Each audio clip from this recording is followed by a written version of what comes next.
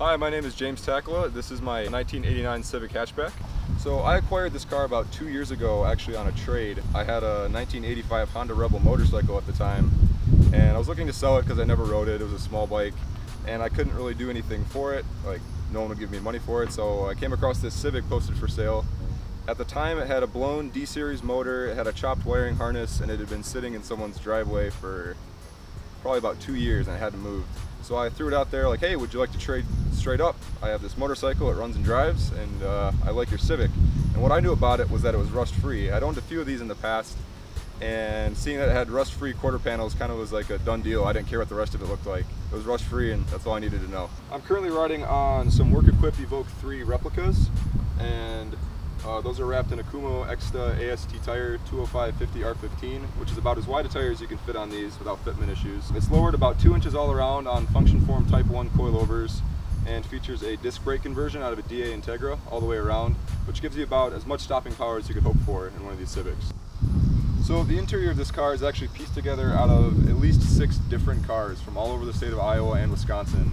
Any junkyard in the area that ever had one of these, I probably pulled parts from it to put it back together, because when I first got this car, it was trashed, inside and out.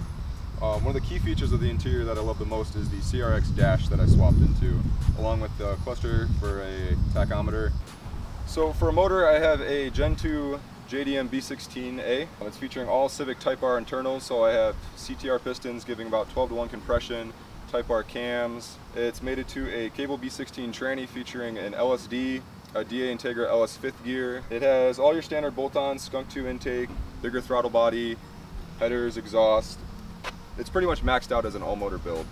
All right, how's everyone going? I'm Ryan with AutoLounge. We are here with my buddy James today in his Civic, and we're gonna be taking it for a little cruise, see what this is all about, and I'm also gonna take it just by myself and see how it runs. James really wants me to see how it goes, just with me in the car, and I'm totally okay with that anytime. So it'll be a first for the channel, and I'm pretty excited. So when you make 200 horsepower, it's kind of important. Yeah. Another 220 pounds in the car does make a difference. There you go. All right, so let's see what this thing's about.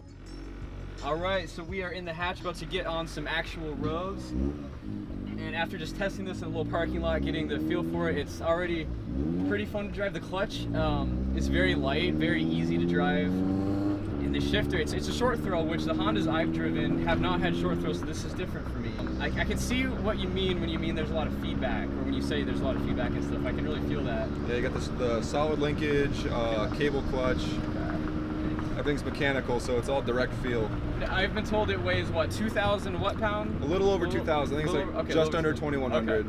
I think the check engine light just came on. Is that? Oh, that's from downshifting. Don't worry about it. Okay, cool. Yeah, it's got some weird feedback from a O2 sensor where in vacuum it throws a code for some reason. Okay. It doesn't affect driving. Gotcha.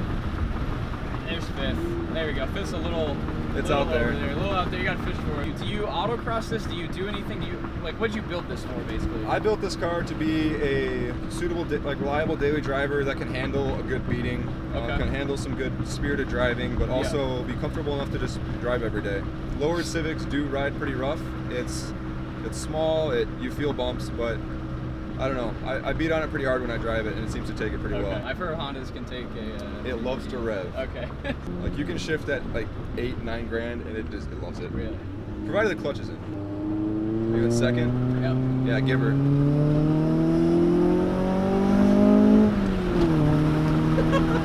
Oh my god.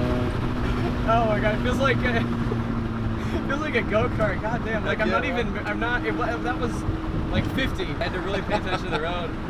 That was fun. Would you say you were always a Honda guy, or was this like your first endeavor? See, Honda guy, if you own a Civic, you get labeled a Honda guy. Right, and I always try to avoid it. Yeah, yeah, that's my bad. I apologize. No, it's all good. I wanted to do a project. I wanted to build something, and like being in college, they're very affordable. You don't have to have a huge budget. You can. There's used parts everywhere. Every junkyard is going to have something for it. Yeah. So it was very easy to build this car as far as parts wise go. Yes. So you have to really work to avoid all the stereotypes. Yeah. I'm not a stance guy. Yeah. I can tell. It's about function. Okay. What kind of fuel are you running?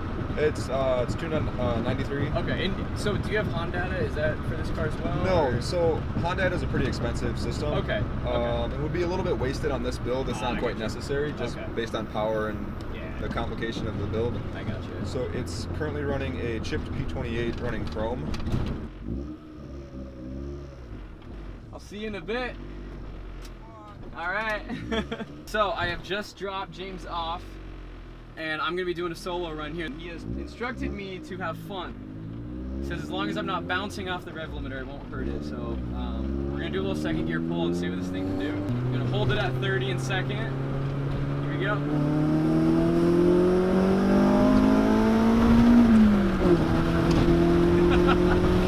Oh my God. 60 miles an hour in this car feels like 120. You have no idea. We're gonna pass a few cars here.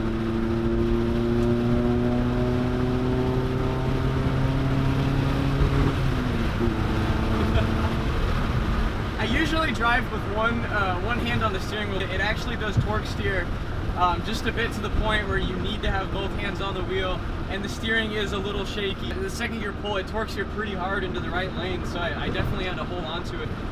We'll stay in 4th gear here and see how she does. But man, it stays planted like a go-kart. Oh my God. You feel every bump too. It's almost like if I'm sure you guys have ridden on one of like those wooden roller coasters that are kind of sketchy. That's kind of what it feels like, where you're holding on. You know you're gonna be safe, you know you're gonna be okay, but wow. Here, we're back on the roundabout. That's some firm steering. All right.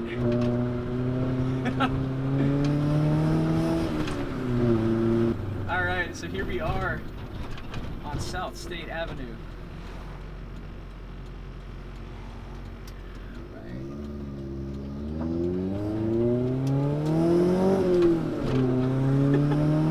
Here we go.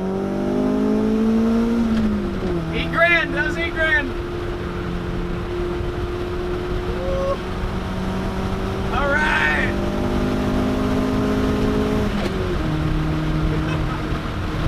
Oh my God, that was a little over the speed limit. It feels like at least 100, at least. Like my heart is actually thumping a little bit. I know, and you guys are probably like, this car doesn't feel like that. You need to drive one of these things. Oh my God, this is so much fun. Here's a little fun road, I guess. We can have a little fun here. It's a little busy, but we'll see. It's so easy to roll through these gears. If you watching this have never driven a Honda manual, do it. They make the best gearboxes, and I will fight anyone on that. The best gearboxes.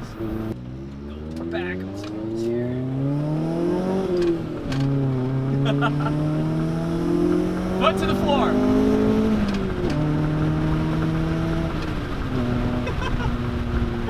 Oh, I just passed someone and he's like, what is that car? That's gonna conclude today's Let's Drive episode. This has been a blast. I mean, just after driving this car, I feel like I don't know, just ran a mile or something. My heart is thumping.